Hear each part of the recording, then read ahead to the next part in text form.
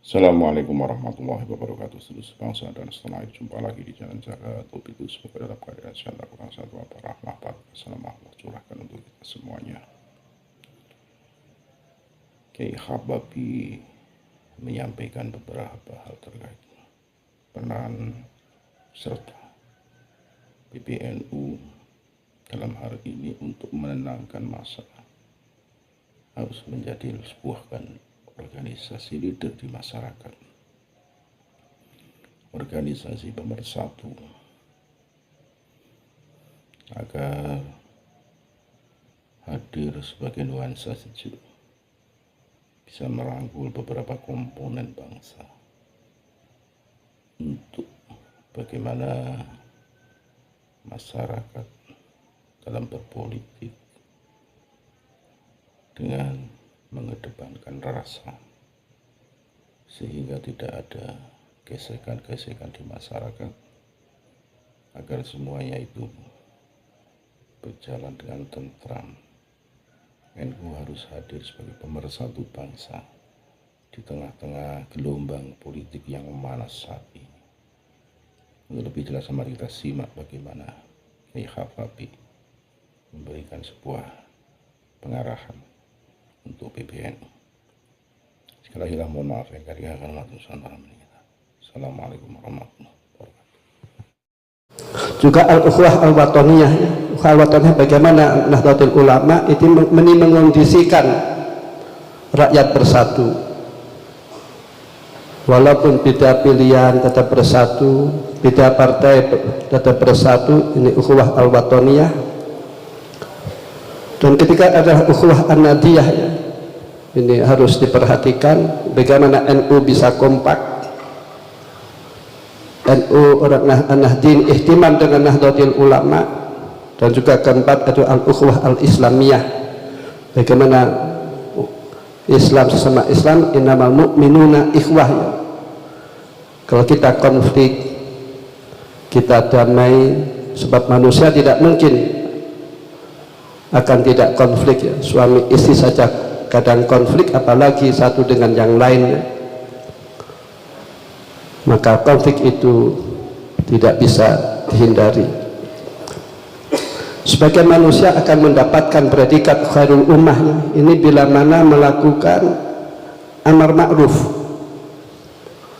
dan nahi mungkar atau mencegah kemungkaran. Namun dalam nahi mungkar ini tentu ada aturan-aturan, tidak boleh menghilangkan mungkar, menimbulkan kemungkaran, dan tidak boleh tajasus ya.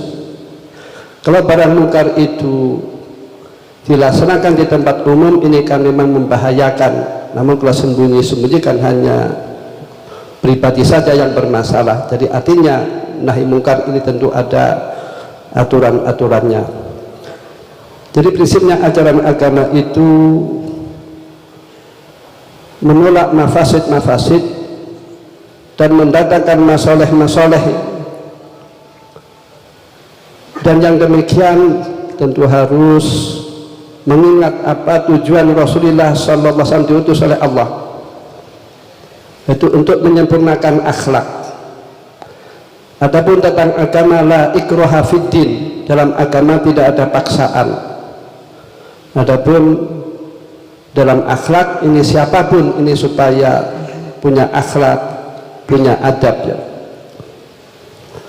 Islam mengajarkan menghargai yang lain, menghormati yang lain, sehingga terhadap hewan pun menghargai. Memang Allah menciptakan yang baik dan yang buruk. Hewan pun tentu boleh dibunuh ya, yang fawasik ya, seperti tikus dan lain-lain. Namun hewan tentu ada yang tidak boleh dibunuh.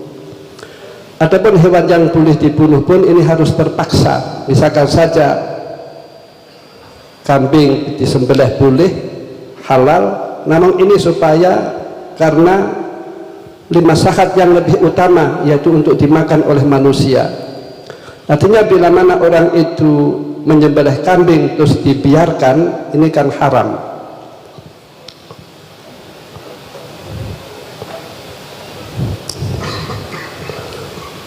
Dan juga seperti harus dipahami pula, karena dengan ayat-ayatnya, karena banyak yang terjebak ya.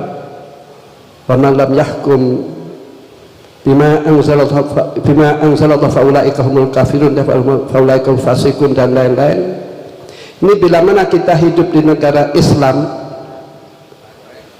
tidak memakai hukum Allah, asal kita itu tidak ingat, tidak angas, tidak melawan, ini kan tidak apa-apa. Namun bila mana ingat ya, ingat dan angas ini memang berbahaya. Jadi artinya juga perlu ayat-ayat yang perlu dipahami, seperti misalkan ayat alladzina amanu asyiddaw al kufar wa ruhama'u bainahum, ini juga perlu dipahami secara lengkap. Bukan terus dimaknani Kanjeng Nabi itu dan selalu keras, tidak.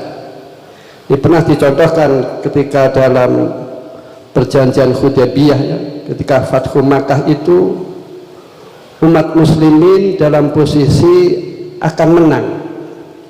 Namun ada sahabat yang matur kepada Rasulullah, ya Rasulullah, bila mana perang ini diteruskan, maka la Quraisy ba'dal yaum, maka tidak ada orang Quraisy setelah ini.